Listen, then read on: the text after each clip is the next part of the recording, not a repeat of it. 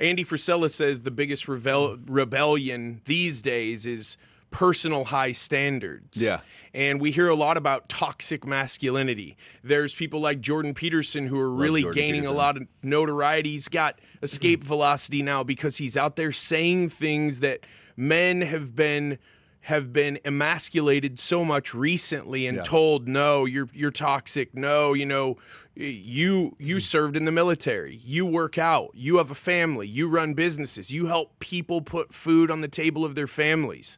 What does it mean to you, if you had to distill it down in just to a couple of sentences, to be a real man in 2023? That's a good question, man. If I had to sum it up, to be a real man, that's a tricky question. I mean, are we allowed to just kind of open up?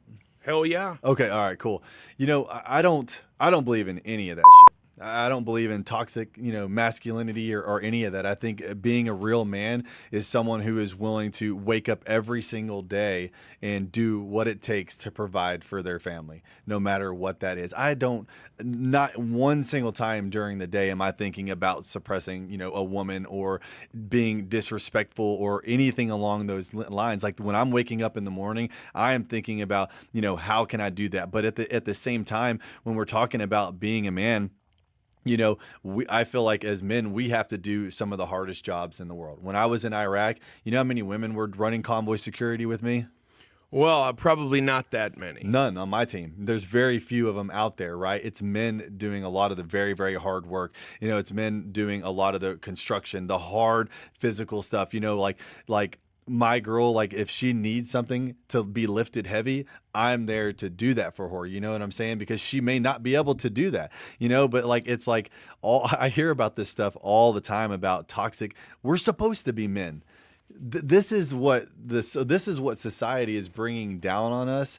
That is just complete BS. You know what I'm saying? It seems like it's intentional. Oh, 100% it's intentional. If I can make you fat, if I can take away your ambition, if I can take away your hunger for more, and if I can hopefully break down your health, then I got you right where I want you. Yeah.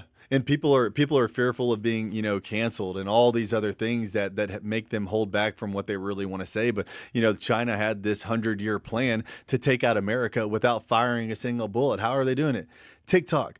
There are people on TikTok for 8, 9, 10, 11 hours a day. I don't even know how that's possible. But if you look at the algorithms in America, we're looking at all these dance videos and funny videos and all this other stuff, while over there, it's all math and science and education. Engineering. Yep. Mm-hmm. You know what I'm saying? So social media is a big thing. All these filters making women insecure. And I believe that when you're insecure, this is why they're talking about toxic masculinity, is because they're insecure for some form or fashion. It's all what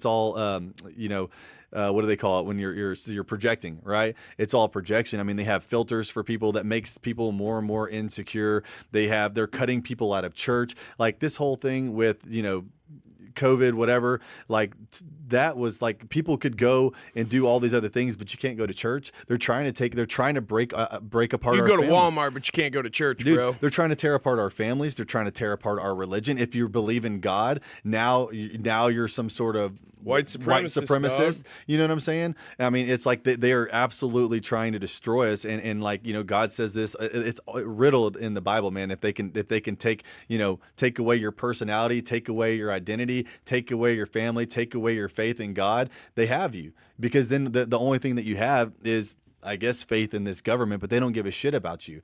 They truly don't. They want to take all of our money. That's why they have all these super high taxes. They want to take our money. They want to take our jobs. They want to have complete and utter control. And I think that, people, when you go to war, you really see how evil it is. Like over here in America, people have no clue that all this evil truly does exist. You know what I'm saying? All this evil, it's real, and there are people out there who completely just want to dominate and have control over everything. And so, yeah, I mean, being a man is staying strong in your faith for your family no matter what.